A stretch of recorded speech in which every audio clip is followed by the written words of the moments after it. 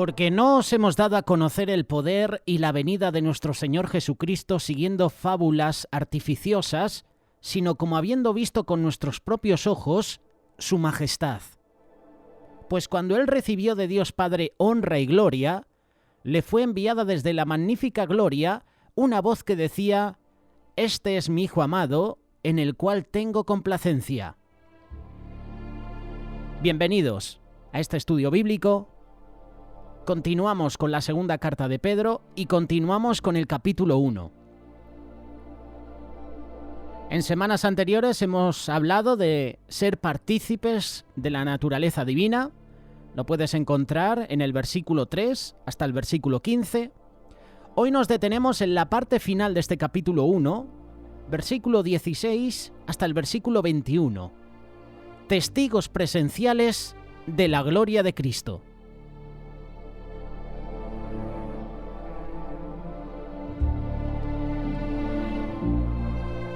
La resurrección de Jesús de entre los muertos no es un mito. Es uno de los hechos corroborados con mayor fiabilidad en la historia antigua. Pero hay muchos que dicen que la tumba vacía es un fraude. La pregunta que te hago es: ¿la tumba vacía para ti es un hecho, es una realidad o es un fraude? La historia del Evangelio de la resurrección de Jesús está siendo atacada. Sus detractores quieren hacernos creer que Mateo, Marcos, Lucas, Juan y otros solo inventaron la historia de la resurrección.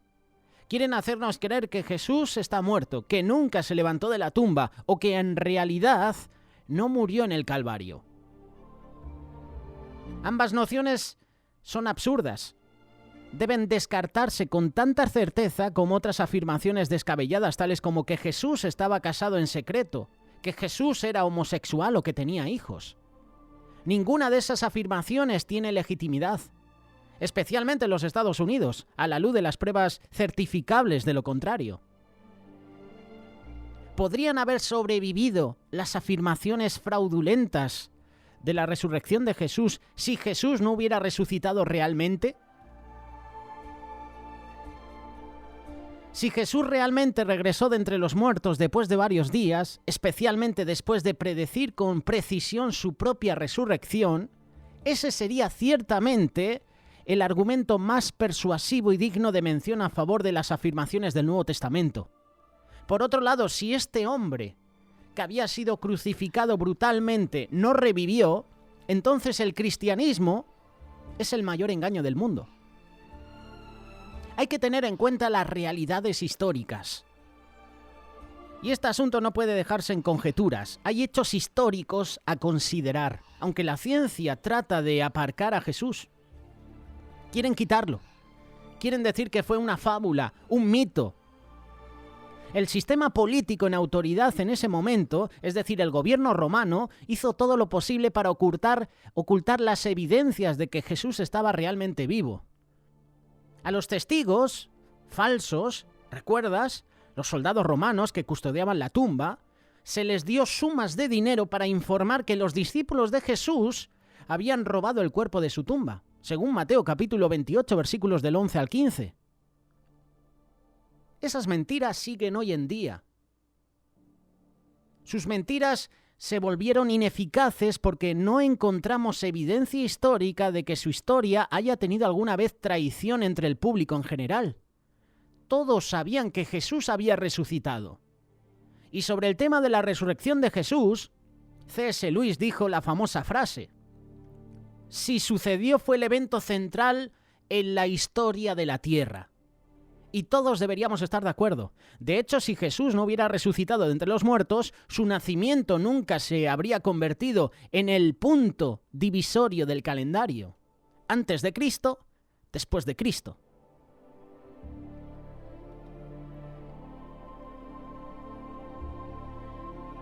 Todo el drama se plantea.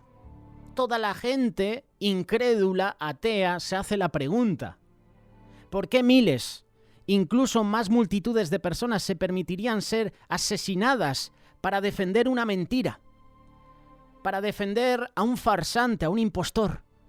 Es bastante evidente que los propios amigos, compañeros y contemporáneos de Jesús no tenían ninguna duda de que Él realmente había resucitado de entre los muertos. ¿Cómo podemos exagerar la importancia de que un hombre regrese de 3 días y 3 noches en su tumba? Nunca en la historia del mundo, antes o después, ha sucedido en ese orden, en ningún otro lugar. Y esto es lo maravilloso, que Jesús notificara específicamente a sus seguidores que después de 3 días iba a resucitar. Jesús profetizó su muerte, sepultura y también resurrección al tercer día. Hay un error que cometemos muchas veces los cristianos y es que siempre recordamos la cruz, pero nos olvidamos de la resurrección de Jesús. Va junto. Murió en la cruz por nuestros pecados. Gracias a esa muerte en la cruz, tú y yo tenemos vida, pero resucitó al tercer día. Se nos comparte mucho de la cruz, pero se nos comparte poco de la resurrección de Jesús. Dice la palabra Marcos capítulo 8, verso 31, y comenzó a enseñarles que el Hijo del Hombre tenía que padecer mucho y ser rechazado por los ancianos y por los principales sacerdotes y los escribas, y morir y resucitar después de 3 días. Mateo capítulo 12, versículo 40. Porque como estuvo Jonás en el vientre de la ballena 3 días y 3 noches, así estará el Hijo del Hombre en el corazón de la tierra, 3 días y 3 noches. 2 evangelios que hablan de que Jesús profetizó su muerte, sepultura y resurrección al tercer día. Marcos y Mateo, pero también Juan. Respondió Jesús y les dijo: destruid este templo y en 3 días lo levantaré.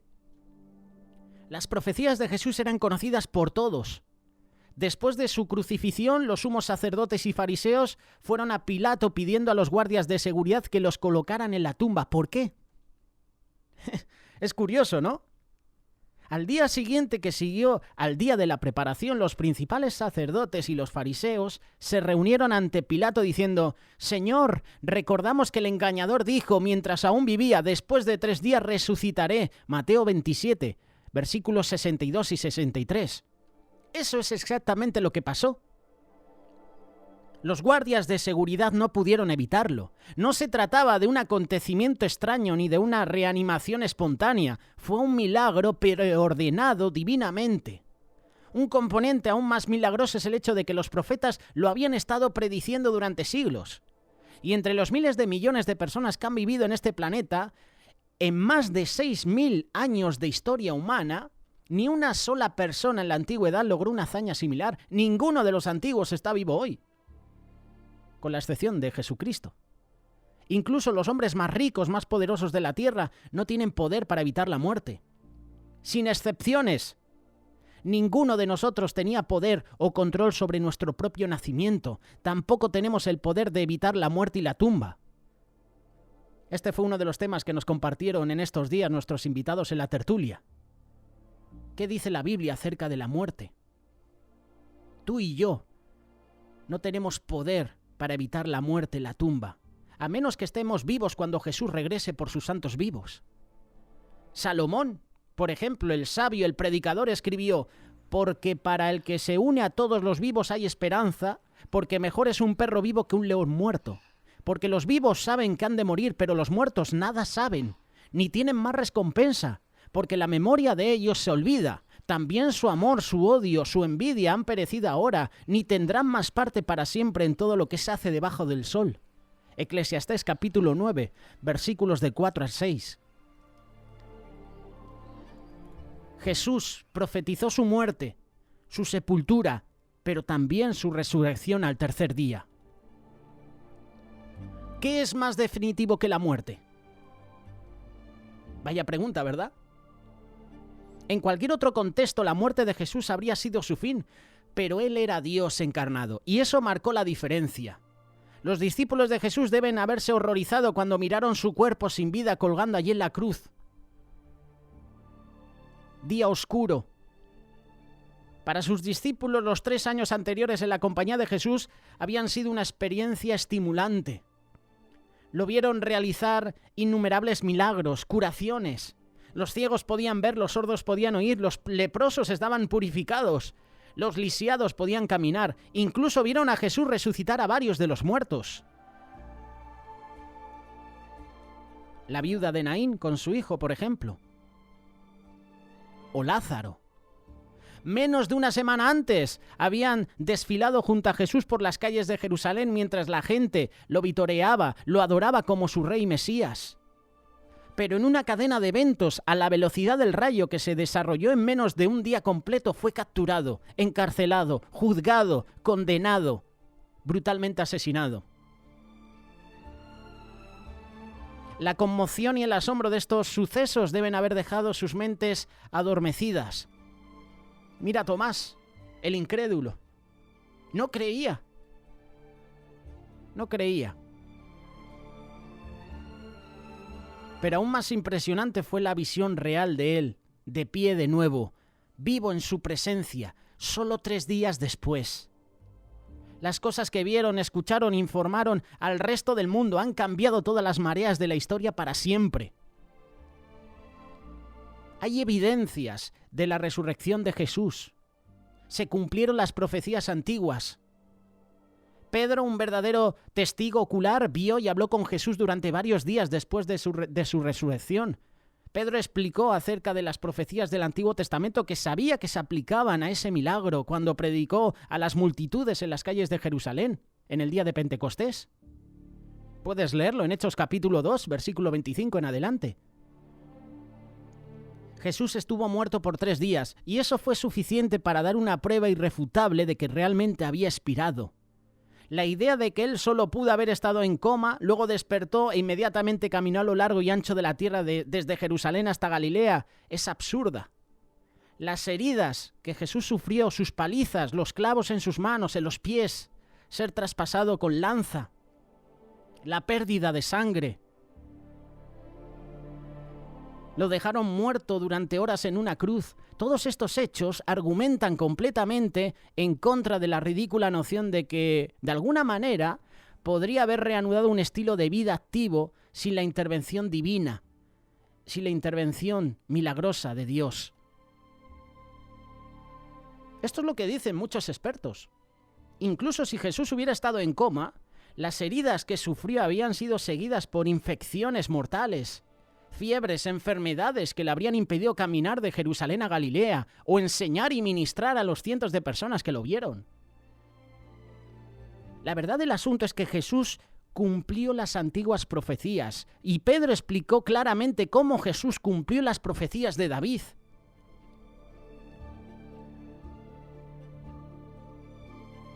Vamos a leerlo, Hechos capítulo 2, versículo 20. Varones hermanos, permítanme hablarles libremente del patriarca David, que murió y fue sepultado, y su sepulcro está con nosotros hasta el día de hoy. Por tanto, siendo profeta y sabiendo que Dios le había jurado con juramento que del fruto de sus lomos, según la carne, levantaría a Cristo para que se sentara en su trono, al ver esto antes, habló de la resurrección de Cristo, que su alma no fue dejada en el infierno, ni su carne vio corrupción. A este Jesús resucitó Dios, de lo cual todos nosotros somos testigos.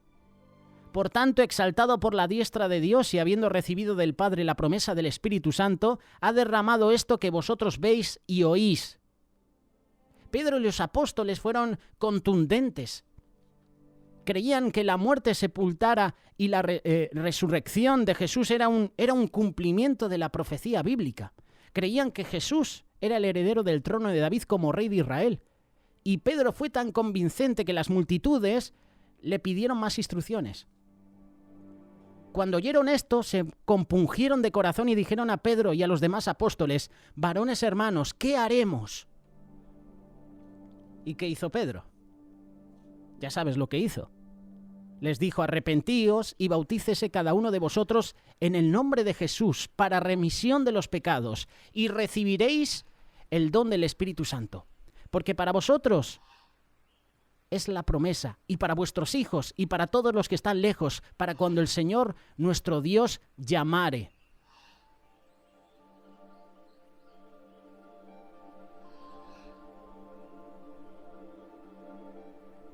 Más de 3.000 personas se unieron a la iglesia primitiva ese día. Ese consenso nunca cambió.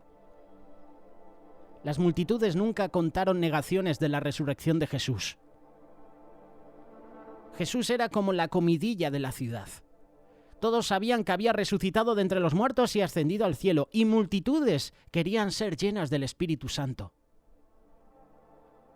Mucho más tarde el apóstol Pablo se hizo eco de las afirmaciones de Pedro cuando predicó a los judíos en la sinagoga de Antioquía.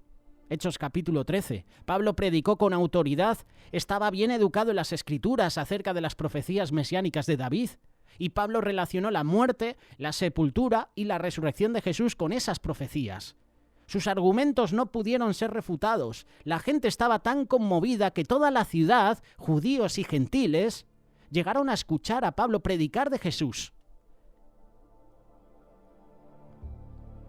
De perseguidor de la iglesia a ser perseguido. Dios ciertamente sabía que nada podía hablar más poderosamente a las multitudes que uno que había resucitado de entre los muertos. Las cosas que Pablo predicó resonaron en la gente y en consecuencia la palabra del Señor fue publicada en toda la región. Los discípulos, dice la palabra, que se llenaron de gozo y del Espíritu Santo. Versículo 32, Hechos capítulo 13. Según la palabra de Dios, más de 500 personas vieron a Jesús vivo con sus propios ojos pocos días después de su muerte. La resurrección de Jesús no ocurrió en el vacío, ni fue una alucinación en la mente de los discípulos, fue un hecho real, verificable. Ciertamente, miles de personas lo vieron.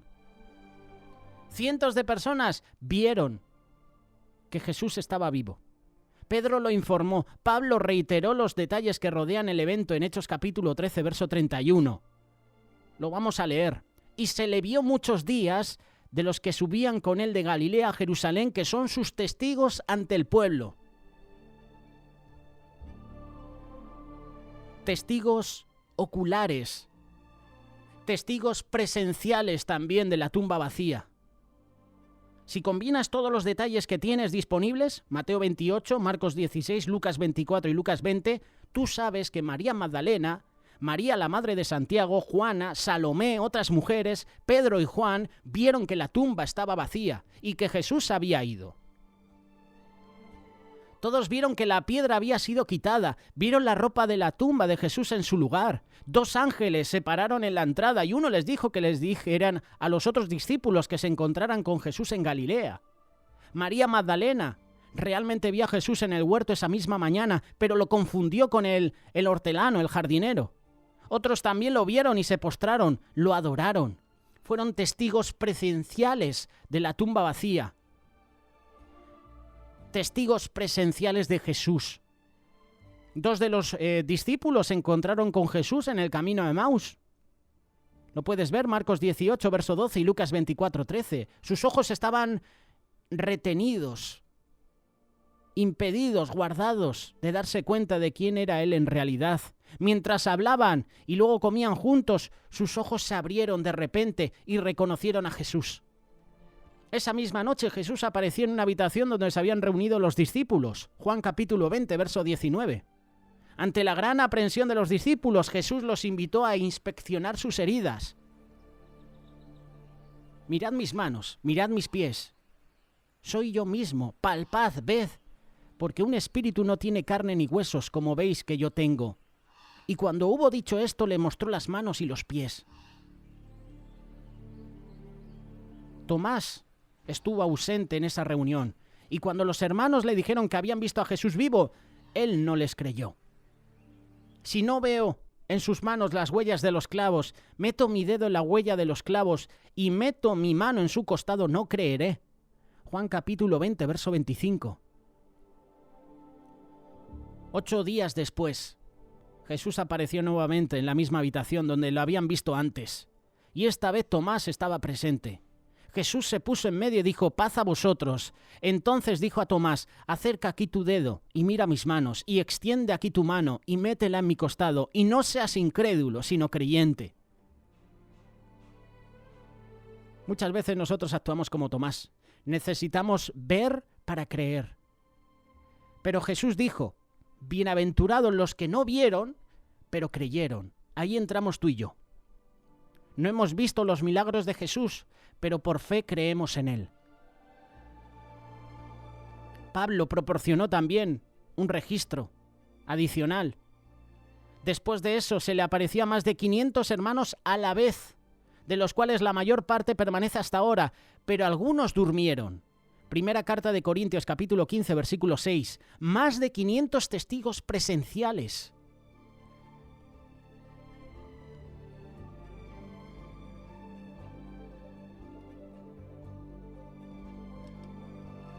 De eso estamos hablando en este día. Testigos presenciales de la gloria de Cristo. Y te hemos mencionado 3 bloques. Testigos oculares, testigos presenciales de la tumba vacía y testigos presenciales en vivo, en directo de Jesús. Jesús ascendió al cielo y está vivo hoy y para siempre. Aunque hoy este mundo quiera decir que Jesús no existe, que es un mito, que es un cuento de sus seguidores, Jesús es real. Y si tú no quieres creer en Él, es decisión tuya. Pero ¿y si Jesús es real? ¿Y si Jesús estuvo en la tierra? Tú dices que no crees en Jesús. Yo digo que creo en Jesús. Si Jesús realmente no existió, yo no pierdo nada. Pero ¿y si Jesús existió? Yo no estoy equivocado. Tú estarías equivocado. La resurrección fue una de las principales doctrinas del libro de los Hechos. Los discípulos y apóstoles sirven como testigos de su realidad histórica. La resurrección surge como un concepto teológico que tú puedes ver en el libro de Hechos. La resurrección es el evento teológico central de la Biblia. Es el hecho más notable de la historia. Si tú eliminas la resurrección de Jesús de las páginas de la historia y el mundo sería esencialmente irreconocible. Michael Ramsey dijo, sin resurrección no hay cristianismo. Se han escrito libros de ateos, de personas que no creen, haciendo la pregunta, ¿y si Jesús nunca hubiera venido? ¿Jesús no es real? ¿Cuántas veces has escuchado esas preguntas? Si Jesús es real, si Dios realmente es amor, ¿por qué permite las guerras? ¿Por qué permite el hambre, la pobreza? ¿Te has dado cuenta que son las preguntas existenciales de toda persona que no cree en Dios? Si Jesús existe, ¿por qué no tengo un buen trabajo? Si Jesús existe, ¿por qué mi familia está destruida? Si Jesús existe, ¿por qué hay tanta guerra en el mundo? Preguntas que se hacen las personas.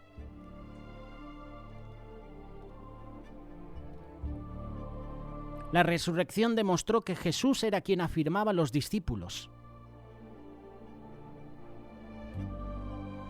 Con un Salvador resucitado, los escépticos se vieron obligados a reconsiderar sus objeciones.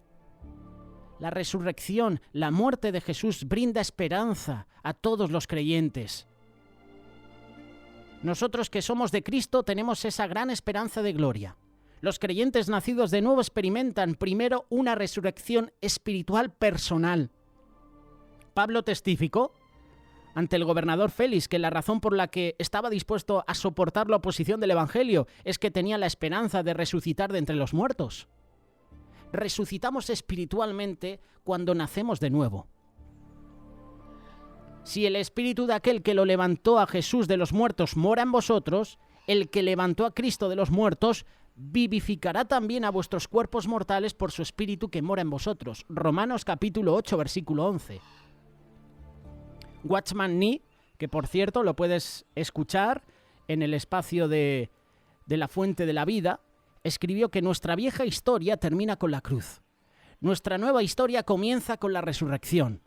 El poder de resurrección que reside en el Espíritu Santo nos infunde nueva vida. Las cosas viejas pasan, todas las cosas se vuelven nuevas. ¿Cuál es el resumen que podemos hacer de este estudio bíblico? Muy sencillo. Toda la doctrina de la resurrección refuerza el mensaje de Dios a su iglesia, de que algún día Él regresará para llevarse a todos sus santos, tanto a los muertos como a los vivos. El Señor mismo descenderá del cielo con aclamación, con voz de arcángel, con trompeta de Dios, y los muertos en Cristo resucitarán primero. Entonces nosotros, los que vivimos y que hayamos quedado, seremos arrebatados juntamente con ellos en las nubes para recibir al Señor en el aire. Y así estaremos siempre con el Señor. Por tanto, consolaos unos a otros con estas palabras. Esta es la doctrina que Jesús presentó a sus discípulos. En Juan capítulo 14, Jesús dijo: no se turbe vuestro corazón, creéis en Dios, creed también en mí. En la casa de mi Padre hay muchas moradas. Si no fuera así, os lo habría dicho. Voy a prepararte un lugar, y si voy y les preparo un lugar, volveré y los recibiré a mí mismo, para que donde yo estoy, vosotros también estéis. La conclusión es que la mayor razón que podemos identificar para la resurrección de Jesús es que un día todos podemos esperar ser levantados de nuestras propias tumbas, vivir, morar con Jesús, el Salvador. El mensaje de la resurrección es el mismo latido del corazón que da vida al Evangelio de Jesús. No tenemos más remedio que creerlo, por fe. Danos tu punto de vista. Testigos presenciales de la gloria de Cristo es el tema que te hemos compartido. Si tú tienes un punto de vista diferente, pues déjanos tu comentario y podemos debatirlo. Si tienes preguntas, sugerencias, ponte en contacto con nosotros a través de WhatsApp, a través de Telegram o a través del canal de YouTube de Radio Solidaria.